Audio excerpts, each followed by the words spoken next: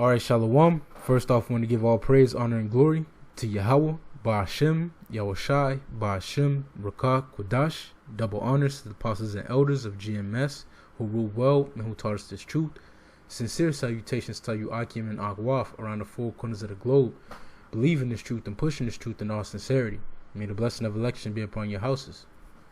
This is your brother Rawchaa from the GMS Orlando camp, and the title of this lesson is going to be Having Trouble Making Videos. We'll look at it like this. Alright, and I just want to paint a picture for you, Akim, who may be having trouble making videos, and this comes through the spirit and power of Yahweh by Rawchaa, of course, and it also comes in light of all the exhortation that the elders and apostles have been giving Akim about pushing out these videos, and it's all to feed the Lord's sheep, it's all to make our calling and election sure, you see. Now I want to start off here in John 21:15. All right, and before I read this, I want you to put yourself in place of Peter in the scripture, right? You have to see yourself in the scripture, all right? Like Apostle Gabar says all the time, we're visionaries, all right? We have to envision what we're reading, all right? So envision yourself in this situation, all right, as being Peter. Now, it says, so when they had dined, Yahushua said to Simon Peter, Simon, son of Jonas, lovest thou me more than these? He said unto him, Yea, Lord, thou knowest that I love thee. He said unto him, Feed my lambs. He said to him again the second time, Simon, son of Jonas, lovest thou me? He said unto him, Yea, Lord, thou knowest that I love thee. He said unto him, Feed my sheep. He said unto him the third time, Simon, son of Jonas, lovest thou me? Peter was grieved, because he said unto him the third time, Lovest thou me? And he said unto him, Lord, thou knowest all things. Thou knowest that I love thee. Yahushua said unto him, Feed my sheep. And I brought this out because this same commandment that the Lord gave Peter is the same thing we're commanded to do here in these latter days. All right, we're commanded to feed the Lord's sheep. And how do we feed the Lord's sheep? With this truth. Okay, by going out there on the highways and byways, all right, as well as coming here and doing these e-epistles, okay? Because you have to remember that the Lord's sheep were scattered throughout the four corners of the globe, and they still need to be fed as well. And these e-epistles are able to be seen in other countries, all right, and heard in different languages, and seen at all times of the day. So the sheep are able to be constantly fed and nourished and built up through these videos. These videos are very important, man. They to feeding the Lord's sheep. All right, and I want to get 2 Timothy 4. I'm going to start at verse 1. It says, I charge thee therefore before the heavenly Father and the Lord Yahushua HaMashiach, who shall judge the quick and the dead at his appearing in his kingdom. Preach the word, be instant in season, out of season, reprove, rebuke, exhort with all long suffering and doctrine. All right, we're commanded to preach the word, be instant in season and out of season. That's out there on the highways and byways and on these epistles, man. All right, we're watchmen. We're supposed to give them no rest. You see, I want to get that real quick. That's in Isaiah 62. Okay, it's like I typed in the wrong thing. We're supposed to give them no rest. This is Isaiah 62. And 6, I have set watchmen upon thy walls, O Jerusalem, who shall never hold their peace day nor night. And how is that able to happen? Through these epistles, man. All right, they're able to be seen day and night, replayed and re-uploaded day and night. They're giving them no rest with these videos, It says, ye that make mention of the Lord, keep not silence, and give him no rest till he establish, until he make Jerusalem a praise in the earth. And we do that by going out on the streets and doing these e-epistles, man. Okay? Giving them no rest with these e-epistles, constantly putting them out, constantly feeding the sheep, constantly warning the sheep, because we're watchmen as well. And watchmen have to watch out for the wolves. All right? They have to warn the sheep of the impending danger, warn the sheep of grievous wolves that try to enter in. Guide the sheep into right pastures, feed them and nourish them and build them up. All right. So back in 2 Timothy 4, verse 2, preach the word, be instant in season and out of season, reprove, rebuke, exhort with all long suffering and doctrine. All right. And we're set here to be preachers, teachers, man. All right. This is Isaiah 30:20. And though the Lord give you the bread of adversity and the water of affliction, yet shall not thy teachers be removed into a corner any more, but thine eyes shall see thy teachers. And that's out there on the highways and byways. All right, you're able to see your teachers. Okay, let's go on.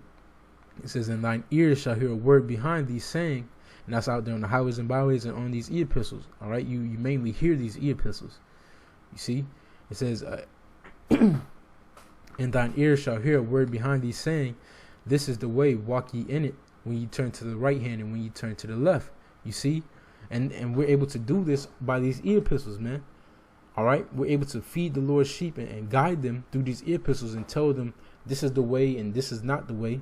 All right, do this and don't do that. All right, by way of these epistles, because everyone doesn't come out to the street, you know, and those sheep that need to be reached throughout the four corners of the globe and need to be guided throughout the four corners of the globe are able to see the videos and see which way to walk and which way not to walk. All right, what to listen to and what not to listen to. You see, because we're supposed to be preaching instant, in season and out of season, constantly putting up these videos as well as going out on the street. This is how we feed the Lord's sheep.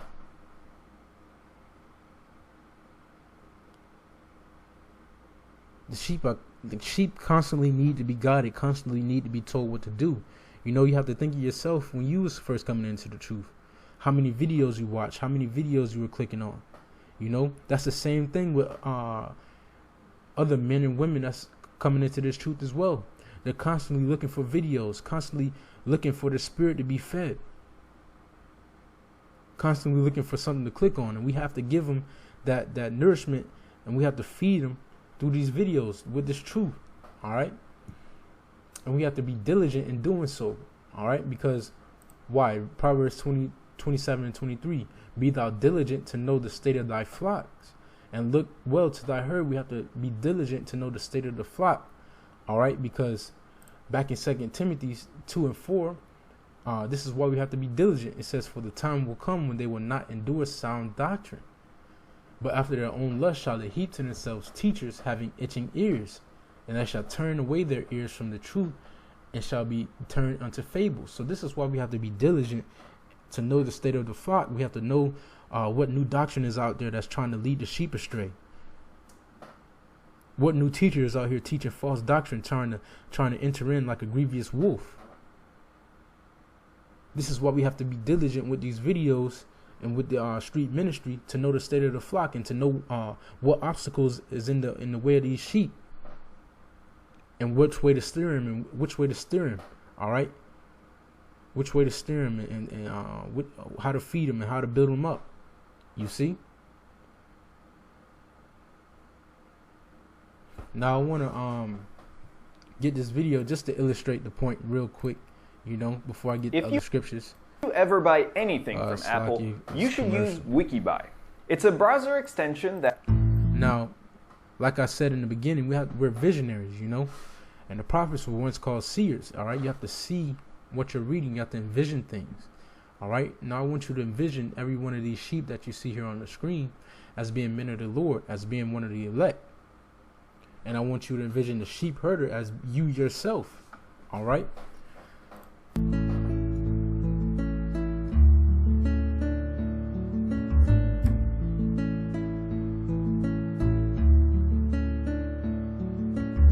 And as you see, the sheep herder is leading the sheep through the straight and narrow gate.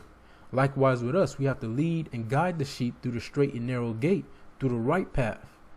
All right, so that they don't go astray like you see all these other sheep. All right, looking for the broad way. We have to lead them through the straight gate. All right, which is giving them the correct doctrine. All right, being preaching the word instant, in season and out of season. All right, doing these epistles, man, putting up videos. All right, constantly guiding them, you know.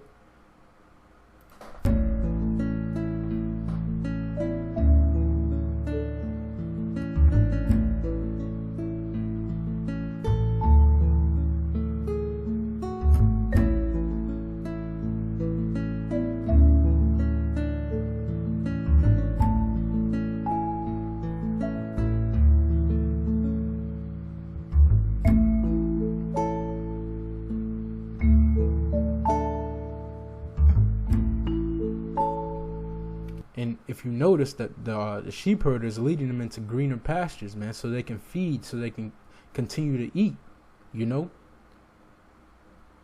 Likewise with us, we have to continuously feed them, continuously lead them into the green pastures, into the rivers of living water, the truth. All right, through that straight and narrow.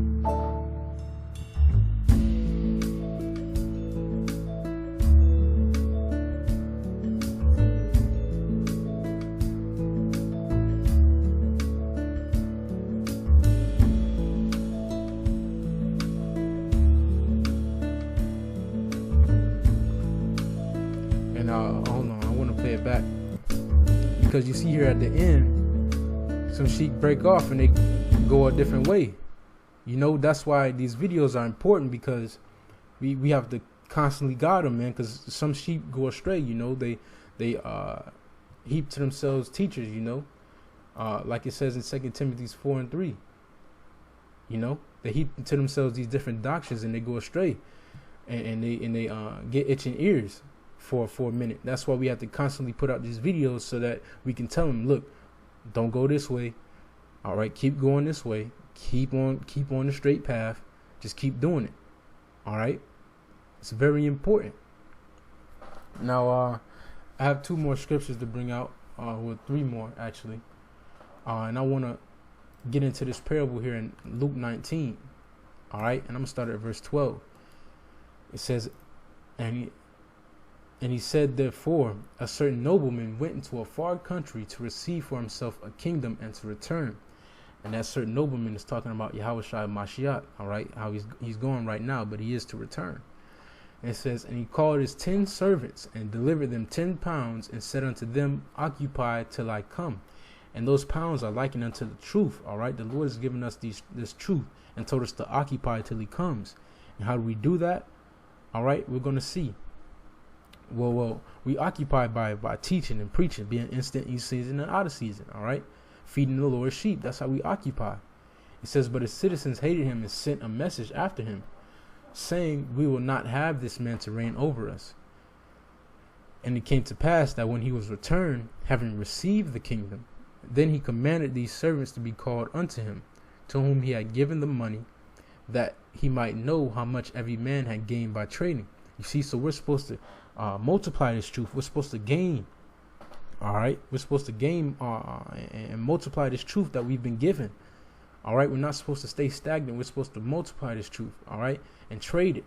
And the only way to do that is by committing this word unto other faithful men. You see, this is 2 Timothy 2 and verse 1.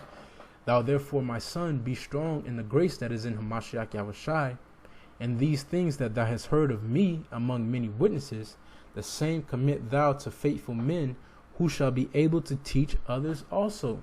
You see, this is how we multiply the pounds that we have been given.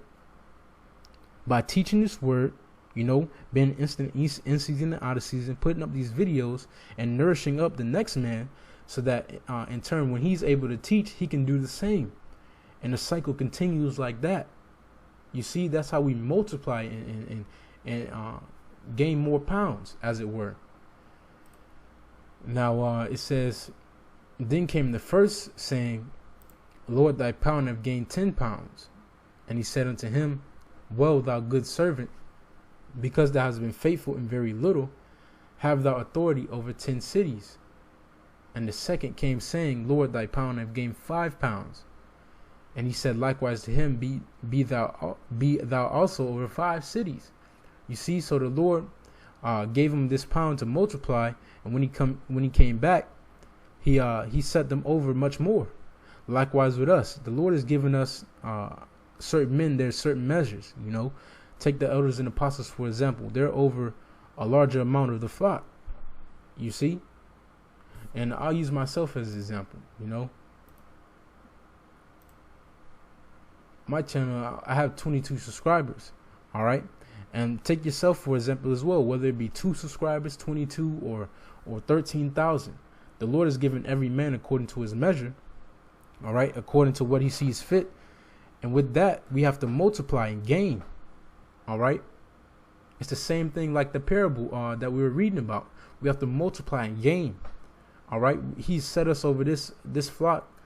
All right, if you have 2 subscribers, He set you over two of the Lord's flock, and you're supposed to nourish and feed those 2.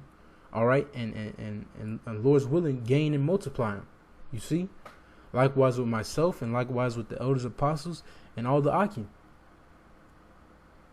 The Lord has put us over a certain amount of the flock to nourish and feed them, and Lord's willing, we endure to the end. When He comes back and He sees that we have been faithful in that little, He's going to put us over a lot, put us over the nations, put us over the heathens. All right. But right now He's putting us over a little so that we can get accustomed to it and build it up with it. All right. But we're going to read about the servant who did nothing with it. All right. Who didn't multiply. All right. Who didn't gain by trading. It says, verse 20, and another came saying, Lord, behold, here is thy pound, which I have kept laid up in a napkin. For I feared thee, because thou art an austere man.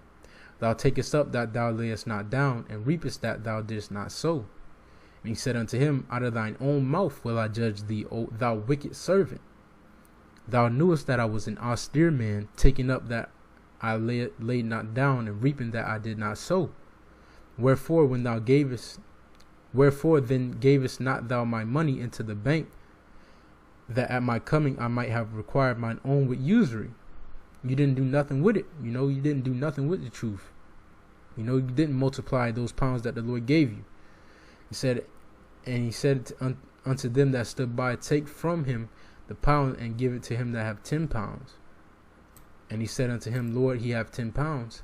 For I say unto you that unto every one which hath shall be given, and from him that hath not, even that he have shall be taken away from him. So if you don't multiply, if you don't feed the Lord's sheep, if you don't multiply this wisdom, knowledge, and understanding that was given unto you, the Lord will take it away from you. Point blank period. The Lord will take this truth away from you, man, because you're not doing nothing with it. Because you're not being diligent in feeding the sheep and knowing the state of the flock, and guiding the sheep constantly and being that voice in their ear, and the left, when they turn to the left and the right, telling them which way to go and which way not to go. He'll take it away from you. All right.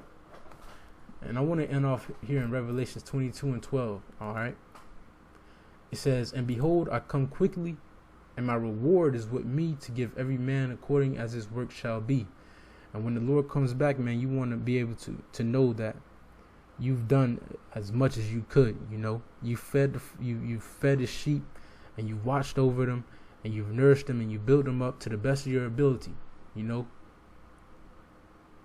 So with that being said, shalom.